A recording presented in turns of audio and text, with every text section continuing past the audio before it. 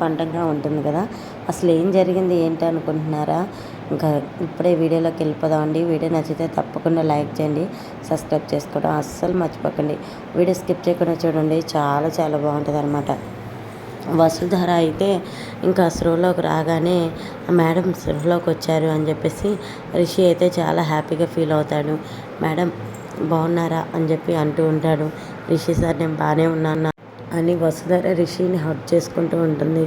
Madam please వదలండి, నేను మీ రిషి సార్ని కాదు, ప్లీజ్ మేడం వదలండి అంటే, ఏంటి సార్ ఈ నాటకాలు, మీరు నా రిషి సార్ కానప్పుడు మీరు నా రిషి సార్ లాగా ఎందుకున్నారు చెప్పండి సార్ అని వసుధర అడుగుతుంటుంది.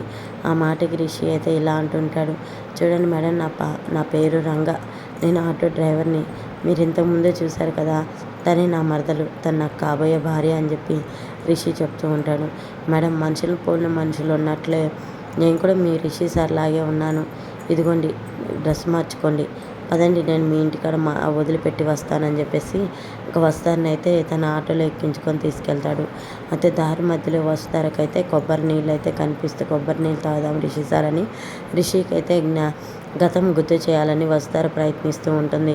అయితే ఇంకా రిషి అయిపోయిందా, ఎంతయ్యా అని చెప్పి డబ్బులు ఇస్తూ ఉంటాడు.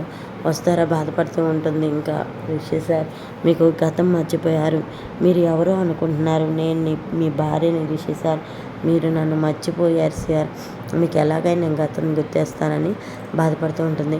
అయ్యో మేడం ఏంటి ఆ కన్నీళ్ళు, అసలు ఎందుకు బాధపడుతున్నారని ఇంకా రంగా అంటుంటాడు. ఏం లేదులే పదండి ఇంటికి వెళ్దామని చెప్పేసి వస్తారా అయితే ఇంకా ఆటో ఎక్కి కూర్చుంటుంది. మా తర్వాత ఏం జరిగింది అంటే మనం చాలా చూద్దాం. చూసారు కదండి వీడియో నచ్చితే లైక్ చేయండి, సబ్స్క్రైబ్ చేయండి.